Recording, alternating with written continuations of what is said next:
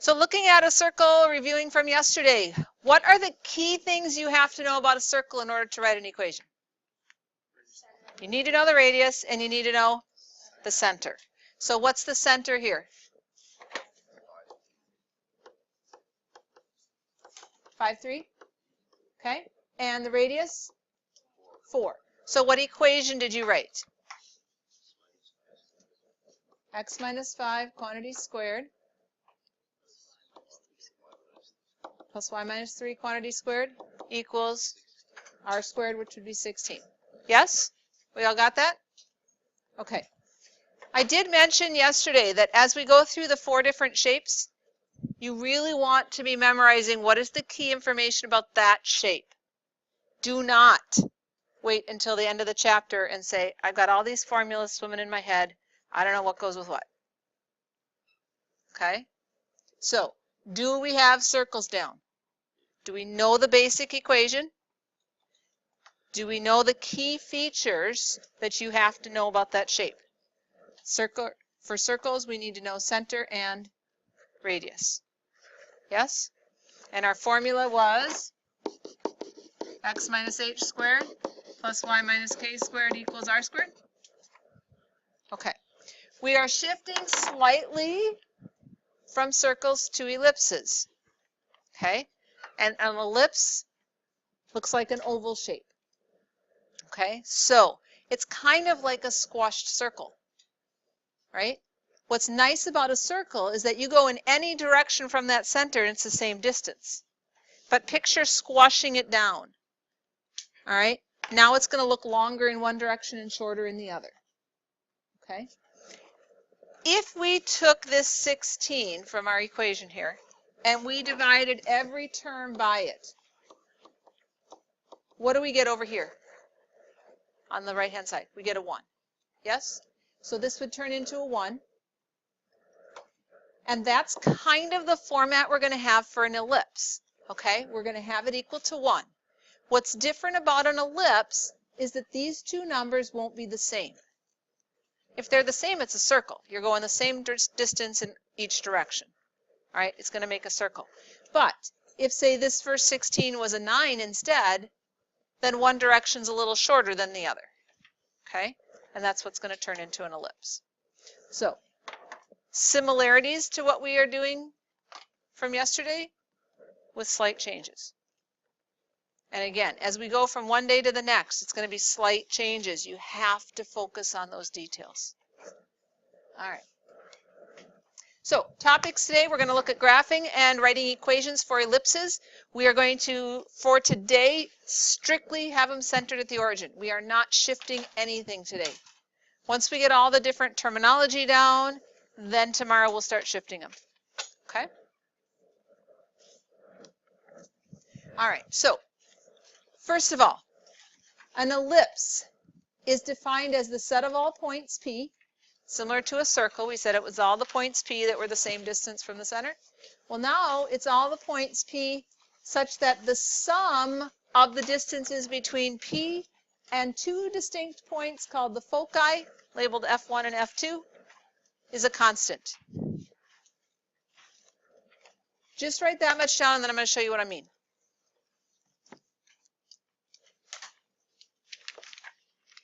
The set of all points P such that the sum of the distances from that point to the foci is a constant. So what we mean by that, looking at our shapes down here, do not write this on your paper because it'll mess up what we're going to do later. Okay? I'm saying that that ellipse is created by a set of points. Okay? I'll just pick one.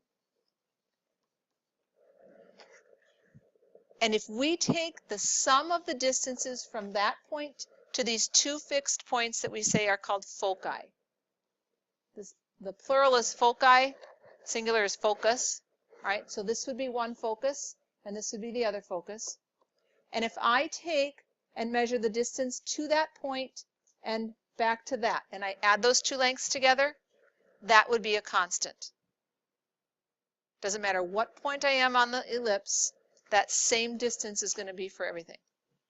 You can think of it as if you took some string and some thumbtacks. Put your tacks here where I've labeled the two foci, and take a pencil and pull the string away from it. Okay, so my pencil is here at point P. As I move my pencil and stretch that string, it's still the same length string, right? I haven't changed the length of the string. I'm just redirecting it. So I could go a short distance here and have a longer distance to there, but it's still the same total length. Does that make sense? And so no matter where I stretch it, when I go to the next focus, it keeps that total the same. Okay? So if you have to create an ellipse, that's one way to do it. Grab some string, walk 2 points as your foci, and then pull it with a pencil and draw it around. Okay? And you just have to do it in 2 parts, going down to get the other side. Okay? Does that make sense? Okay. We're going to be getting the pictures based on graphs, on equations that we have. All right. Now, we have some definitions. I'm going to just pause the video. I'll enlarge this a little bit so you can see it better. And I'm just going to pause it, let you write them all down, and then we'll talk about them. Okay? Lots of terminology here. You're going to see a lot of overlap. For example, the term focus, or plural foci, used in ellipses, hyperbolas, parabolas. Okay? Vertices, covertices. Those same terms are going to come up over and over. The foci are those 2 fixed points when I was talking about using the thumbtacks and locking the ends of the string. Okay? Those are your foci. So in an ellipse, they are inside the ellipse, and they're on the longer length. Okay? The major axis is this. Okay? It's the long one. Minor axis is the shorter direction.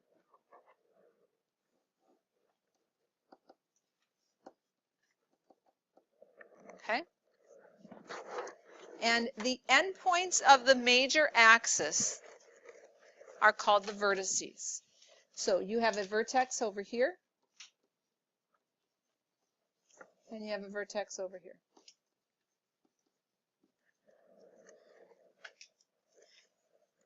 Okay? You have what is called a covertex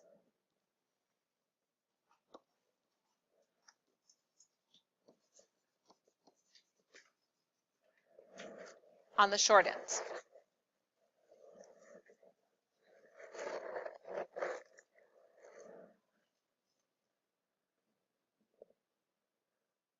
All right, so major axis is the long length.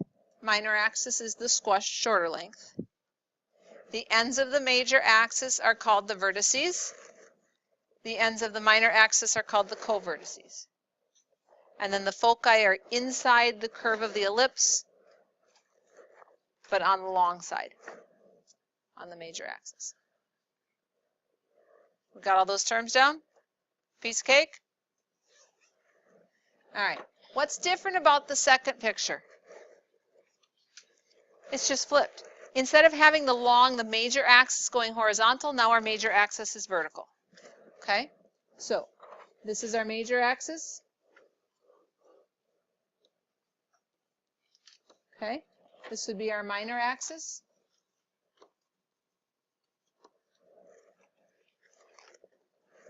Endpoints of the major axis are your vertices.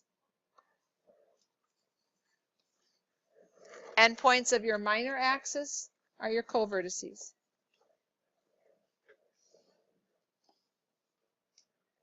And then where would the foci be located? They were inside here, right? But in line with the vertices. So they're going to be inside on which axis? On our major axis, which in this case is going vertically. So we would have a focus up here somewhere and one down here somewhere. And we're going to look at how to find the exact location of that today, but we're just looking in general terms here. Okay? So we understand vertex and covertex, focus, major and minor axes. We good with that? So couple formulas. The two in the top boxes, what's different about them?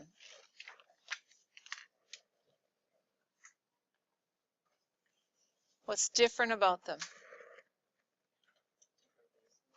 Okay, so the denominators flip places. All right, so in the first one, the a squared is underneath the x squared.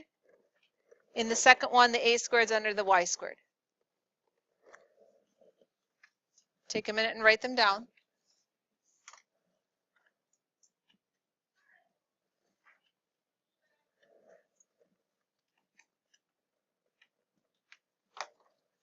Okay. The relationship between the vertices, covertices, and foci is very specific. I'm going to come back to how we find those foci in just a second. Do you see in the center box down below here our definitions of A, B, and C? You want to highlight that, do something so that you can find that again?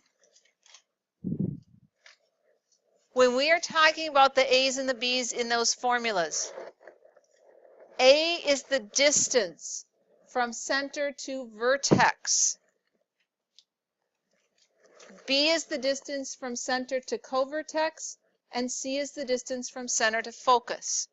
So in my picture, this would be a vertex. This length here would be A. Okay, from center to vertex, that distance would be the value of A. This would be considered a covertex. So the distance here would be B.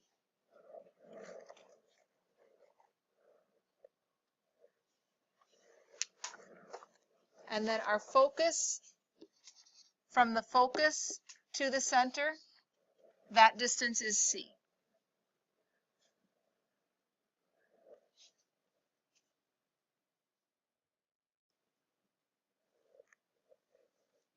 Okay? Questions about that?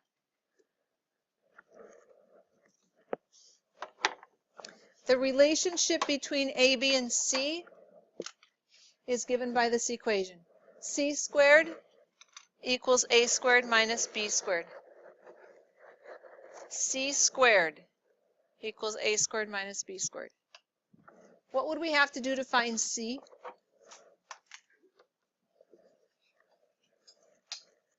If we know C squared, what do we have to do? Square root. So C is just the square root of A squared minus B squared?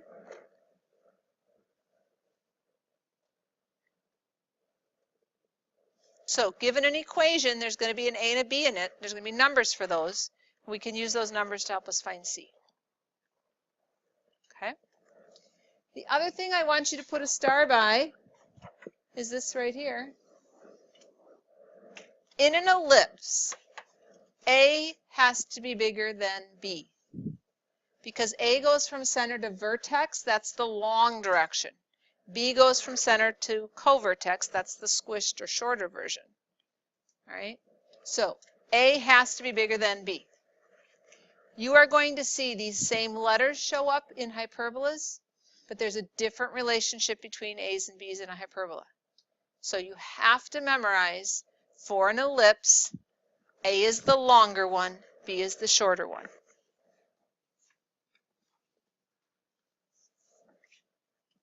Okay, so what would I label this length here? That would be C? Yes? So what would the coordinates of this point here be?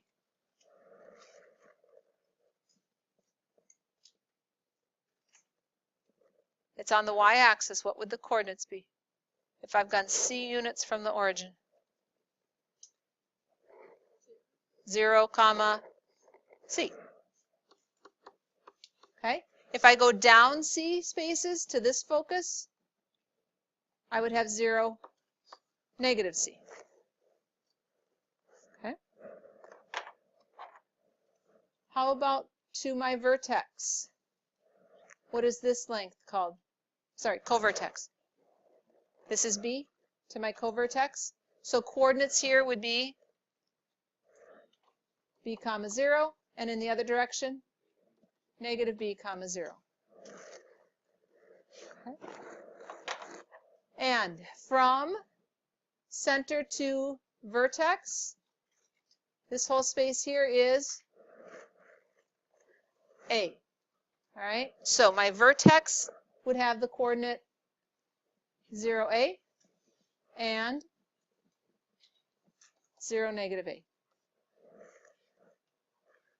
Yes?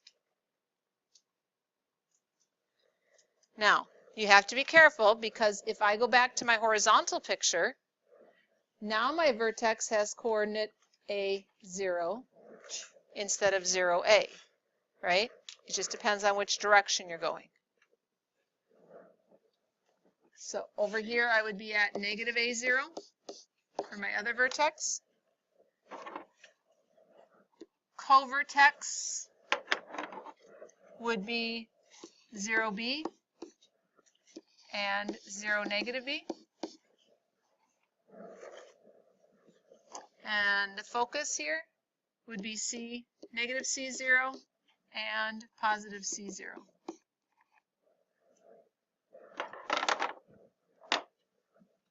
Okay?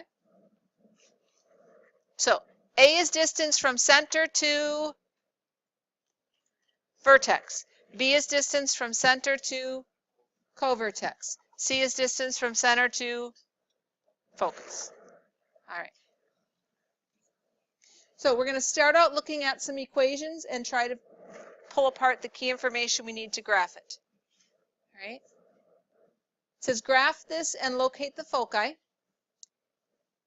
When we look at this, you will notice that there's no H and K in it like we had with the circles.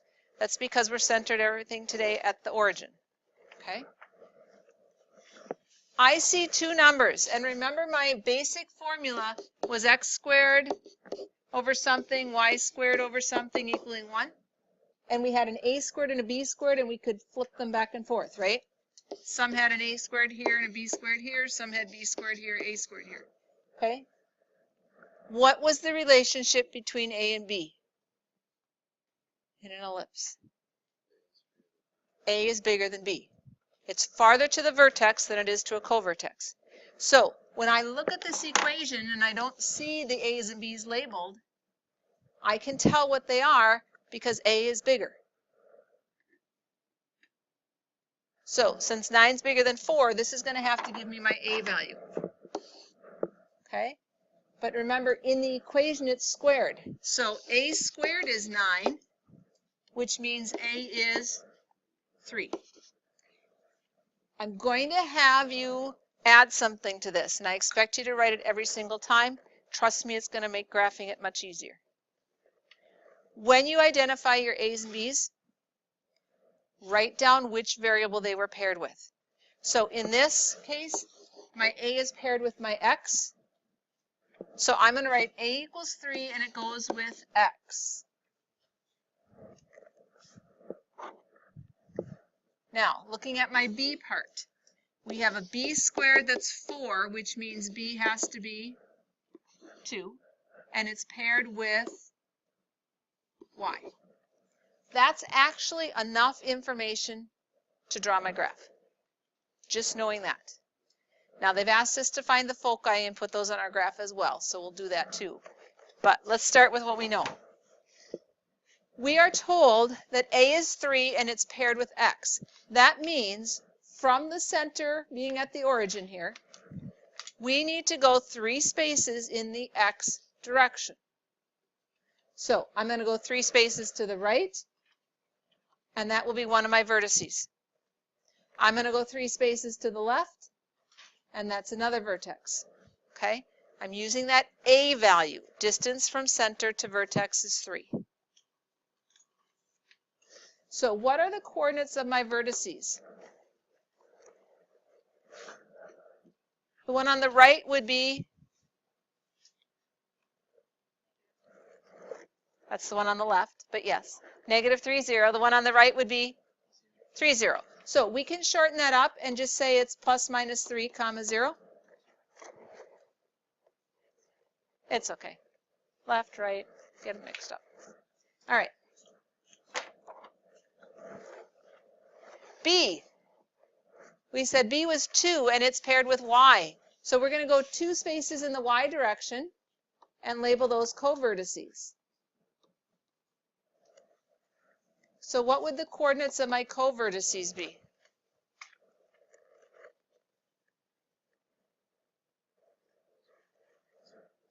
Good. 0 plus minus 2. You all right with that? Okay. The foci. We had a formula. C equals the square root of what? A squared minus B squared. Now remember, A squared and B squared are right in your formula, right? Right in your equation. So A squared was 9. B squared was 4. 9 minus 4 is 5. So C equals the square root of 5. What is the square root of 5 as a decimal? 2 something. 2 point what?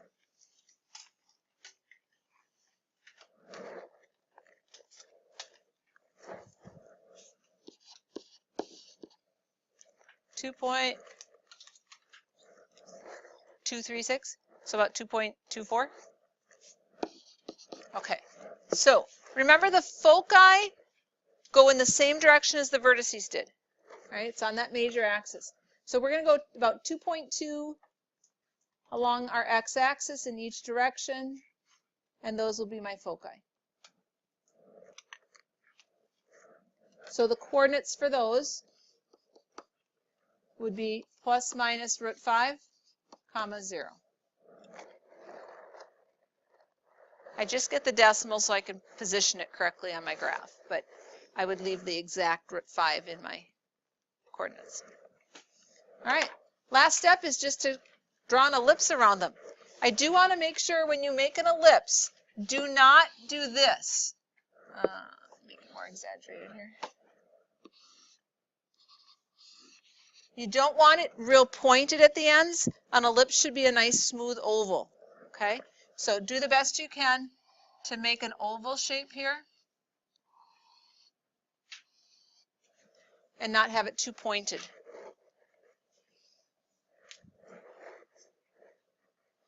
Okay.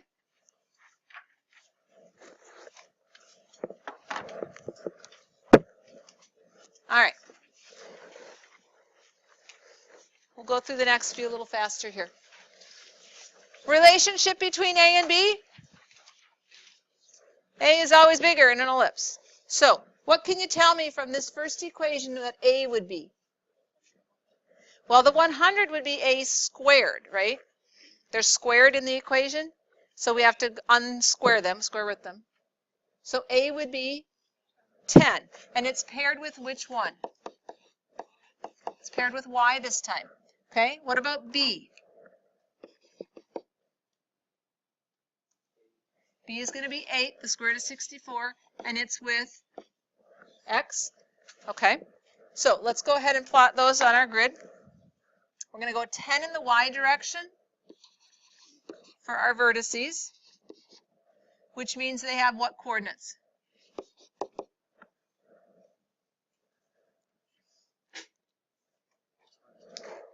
That would be if they were on the x-axis. We want to go on the y. So 0, comma, plus minus 10.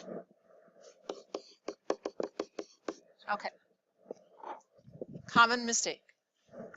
All right. B is 8. In the x direction,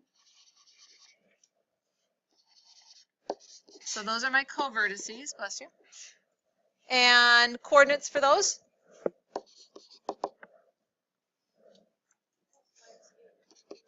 Good.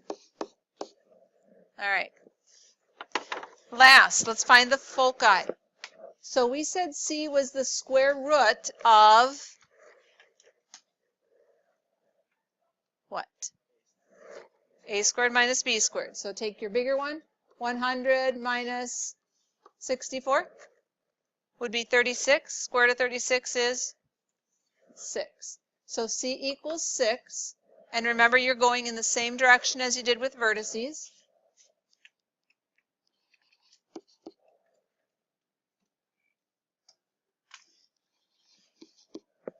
Okay, so coordinates for the foci would be what?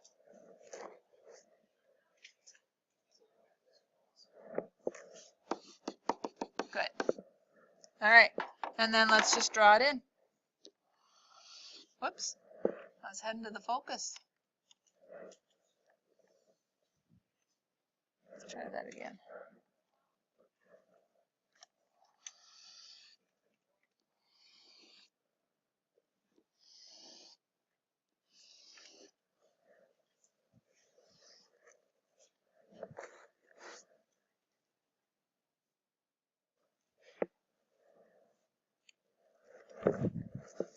All right, next one. Looks more complicated because there's some fractions in there. But which fraction on the bottom there is bigger, 9/4 or 25/4?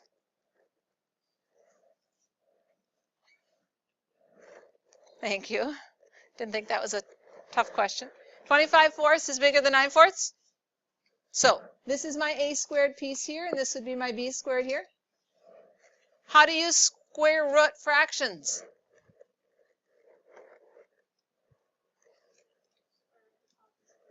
Exactly. Just square root the numerator and the denominator. So a is going to be what? 5/2, and it's with y. B will be 3/2, and it's with x. All right, let's go ahead and find c as long as we're at it. C equals the square root of 25/4 minus 9/4. Well, 25 minus 9 is 16. 16/4 would be 4.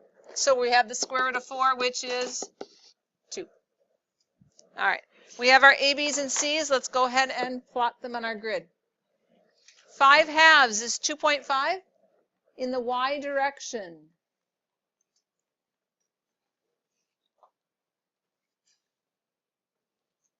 So I have my vertices. Coordinates for those would be 0 plus minus 5/2. Co-vertices, we're going to go 3/2 or 1.5 in the x direction.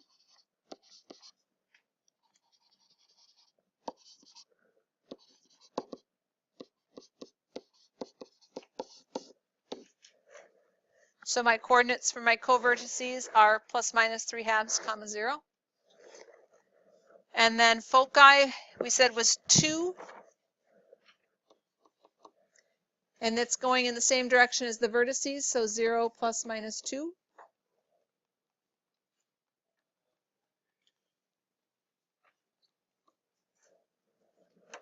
All right, draw it in.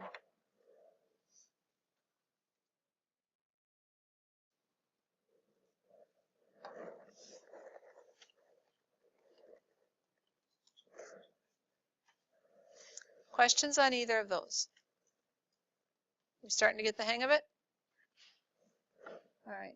What's different about the next two? What was that?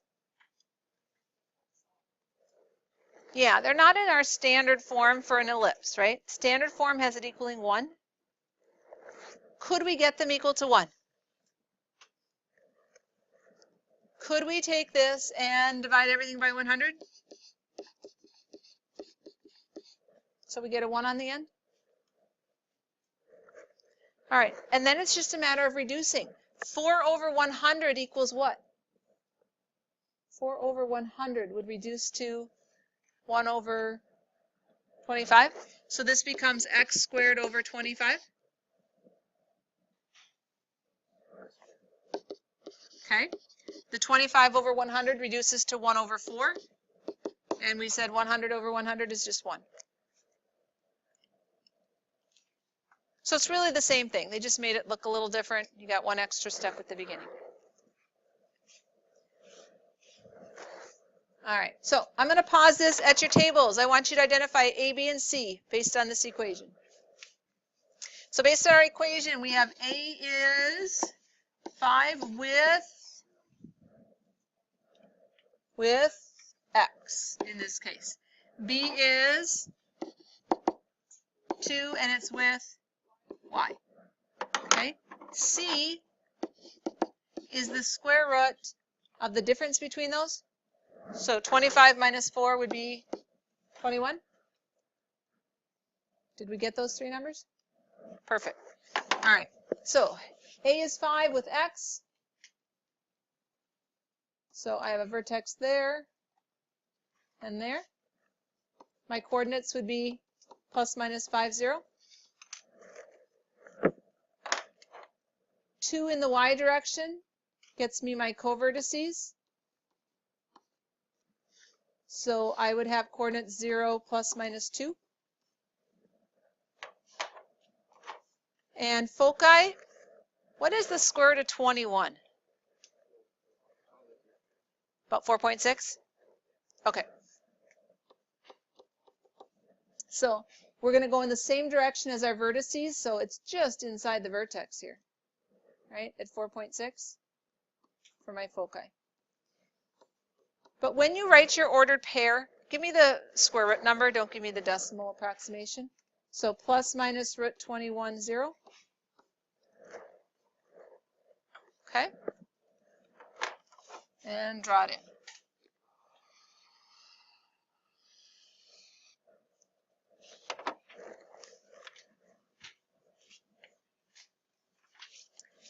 Our last graph one. It's not in standard form. Can we get it to look like it should? What would our first step be? I'd probably move the 5y squared over first. Okay, so I have 6x squared plus 5y squared equaling 30. Then what? Divide everything by 30. All right, so I've got x squared over 5 plus y squared over 6 equaling 1. So the only thing with these is that they're not nice perfect squares. Okay? But we can still tell what a and b are. The bigger number is your a piece, so the 6 is my a squared. So a is going to be square root of 6 paired with y. B is the square root of 5, and it's paired with x. What about c? It's the square root of the difference between them, right? So 6 minus 5 is 1, which is just 1. Okay. What is the square root of 6 as a decimal? 2.45. Okay, so in the y direction, we're going to go about 2.5.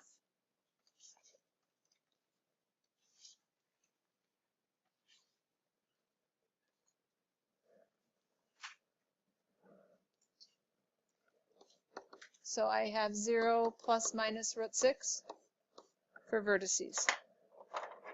B is root 5, which is what? Okay, 2.2 in the x direction. So covertices are going to be plus minus root 5, 0.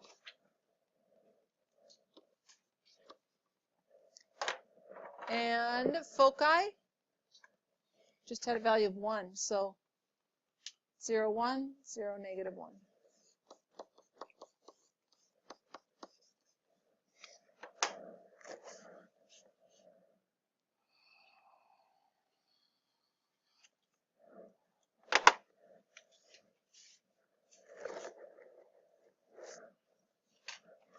The last little piece, instead of giving you a graph, I'm just going to give you a couple details. But that's enough for you to find your equation from. Okay? If you are a visual person, sketch it out. All right? Just make a really rough sketch. It says we're centering at the origin, and we have a vertex at the point 0, 5. What does that tell me? If I have a vertex at 0, 5, Sure, I know there's another one at 0, -5, but I don't need to graph it because this is actually giving me enough. What is it that we call the distance from center to vertex? What letter is that? That's A. So this is telling me that A is 5, and it's paired with which variable? It's in a y direction? Okay. So from that I know A equals 5, and it's with y. Okay. It says the covertex is the point 40. What does that tell me?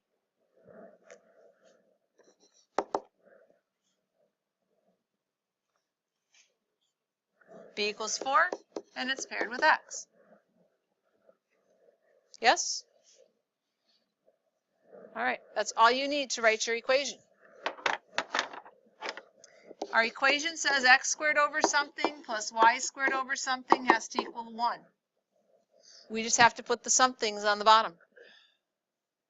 Remember, when you go to put them in the equation, they get squared, right? So A was 5. When we square it, it's going to be 25, and I'm going to put it under which one? Under the y piece. B was 4. When I square that, it becomes 16. It goes underneath the x. And I'm done. Okay? All right. Second one. Centered at the origin again. Vertex is -6, 0. There's a vertex over there, -6, 0. What do I know? 6 goes with x, and it's which variable? It's your A piece. Okay. So A equals 6, and it's with x. How about the second piece? The focus is at 0, -3. Which letter got me from center to focus? C? Okay, so C has to be 3. If we know A and C, we can figure out B. Because we had that formula, C squared equals A squared minus B squared. Okay, C squared would be 9.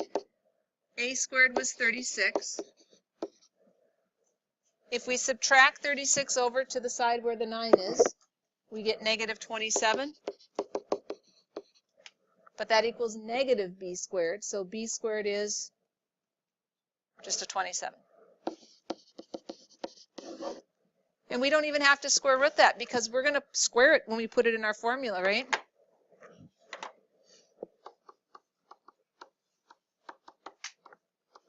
All right. We said A was 6 and it's paired with x. So what's going under x squared? 36, 6 squared. And then B has to go with y? B squared was 27.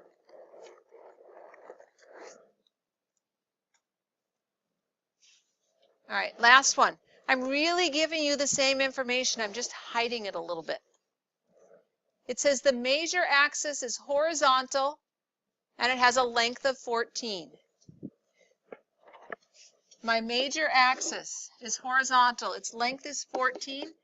From center to vertex is A. From center to my other vertex is another A. If the whole distance is 14, then from center to vertex is 7.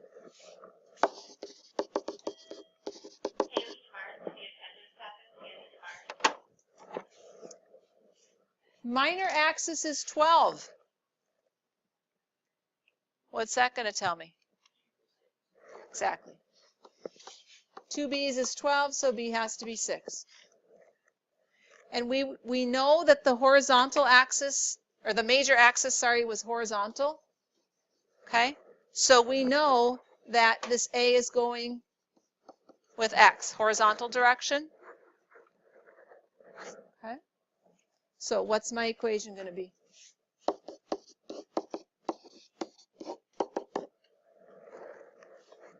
What goes under x squared? 49. And under y squared? 36. Questions?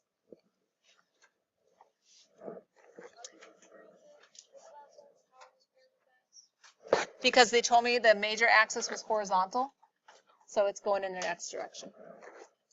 They're going to have to tell you that. Okay, assignment is listed here. I'll get you some graph paper.